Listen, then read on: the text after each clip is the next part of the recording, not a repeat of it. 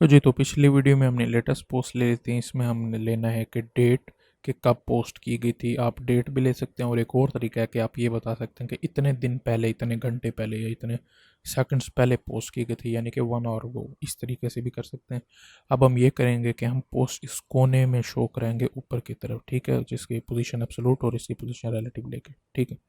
वो स्टाइलिंग की चीज़ें वो आप छोड़ दें, ठीक है। तो बाकी यहाँ पे आके अगर आपने डेट लेनी है तो उसका तरीका ये है कि यहाँ पे आप लिखेंगे स्पैन इसके साथ ही, यहाँ पे करली ब्रेसेस, और यहाँ पे लिखेंगे पोस्ट। वैसे हम यहाँ पे पोस्ट ले रहे थे, पोस्ट से बॉडी रीड कर रहे थे, अब हमने पोस्ट से क्रिएटेड एट यानी कि कब पोस्ट की गई थी वो रीड करना, ठीक है। सेव कर दें, इसको रिफ्रेश करें तो ये कुछ इस तरह से लगेगा, ठीक है।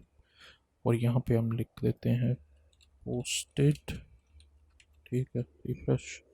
तो ये पोस्टेड, यहाँ पे डेट आ रही। अब यहाँ इसको पढ़ने में थोड़ी कॉम्प्लेक्स लगती है, ठीक है, तो इसको चेंज करते हैं अब हम अगो के ऊपर कि कब की गई थी। तो यहाँ पे आपने एक और मेथड चेंज करना है, डिफ फॉर ह्यूमंस, ठीक है। डिफ का डी छोटा है, फॉर का एफ बड़ा और एच का एफ बड़ा, ठीक है।